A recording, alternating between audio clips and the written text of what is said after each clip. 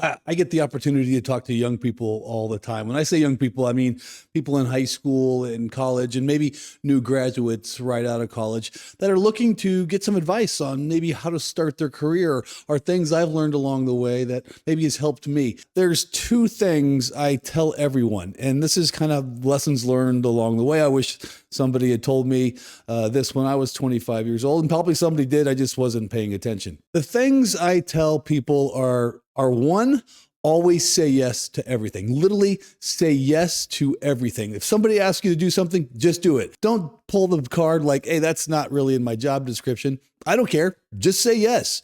Say yes all the time. Say yes to things that you don't want to do. Always say yes. To this day, I still say yes to almost everything. And that's probably to a fault to some degree, but I have a lot of AEs and SEs say, hey, can we invite you to this customer meeting? Don't even ask. I really just tell them, don't even ask. Just look at my calendar and see a free spot and book time. I will always say yes. There's no process. There's no paperwork. There's no formal way to ask me to be part of some sales call. Literally just book it on my calendar and then maybe have a pre-meeting to talk about what you actually are expecting of me during that. So I always say yes. And just when you say yes, it doesn't mean yes forever, right? When you say yes to something that you don't like doing, know that it won't last forever. Not everything you do is going to last forever. There might be things you say yes to that you hate doing, but guess what? You're going to have impact on that person. And that's the second thing I tell people a lot. Have impact of what you're doing. Saying yes certainly has an impact. It creates this team kind of environment.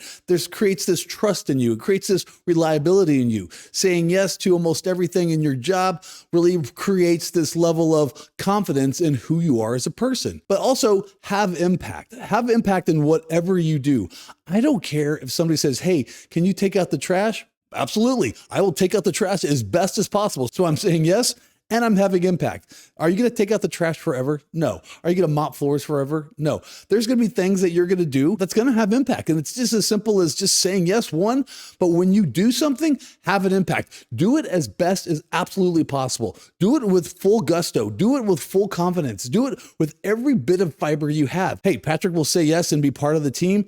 And when he does commit, he's going to do it the best he can. I have an 11-year-old and he plays soccer and he had his first practice the other day. He's been playing defense for the last few years because, well, he's just not fast enough or good enough to play offense in the league he plays in.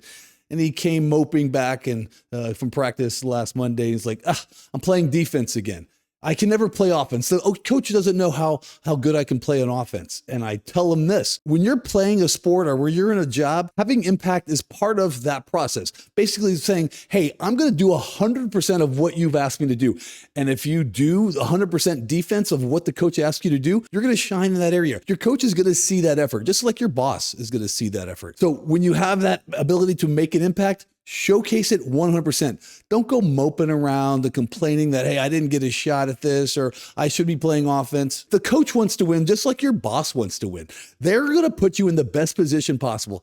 Now, is this a 0 or 1? Basically, 100% of the time your boss is always looking out for you? No, you have to have impact by yourself. And you have to know when you do something, how to have impact. So that's the second thing. I said there's two things I tell you to everybody, but actually there's three. Fill gaps. That's the third thing that I tell everybody.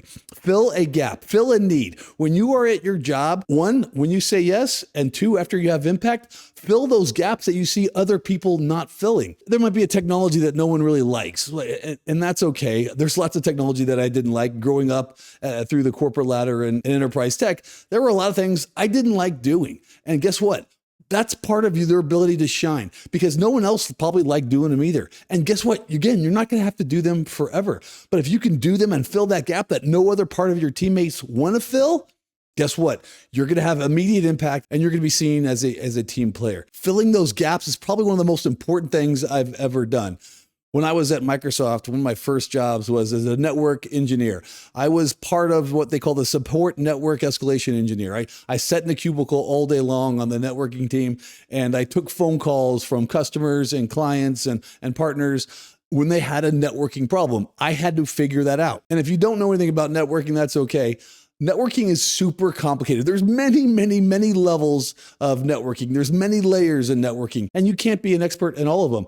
There's Wi-Fi, there's VPN, there's IPsec, there's network monitoring, there's traces. Like, you cannot be a 400 level IT tech in every single area. There's going to be a gap that you have on your team. Fill that gap.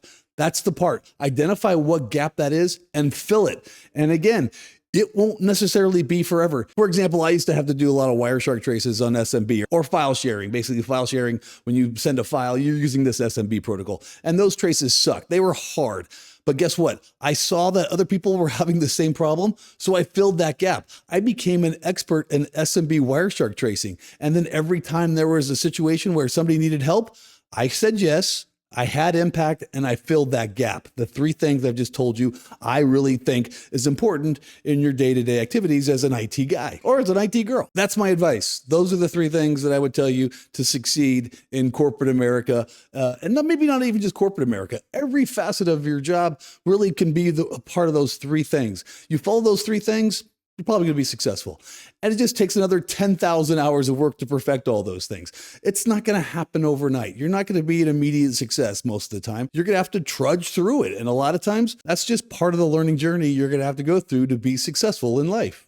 Simple as that. First of all, this was just a test video to see if I can get my HDMI cable to work with my CamLink 4K right into my laptop so I didn't have to record audio and video on separate devices.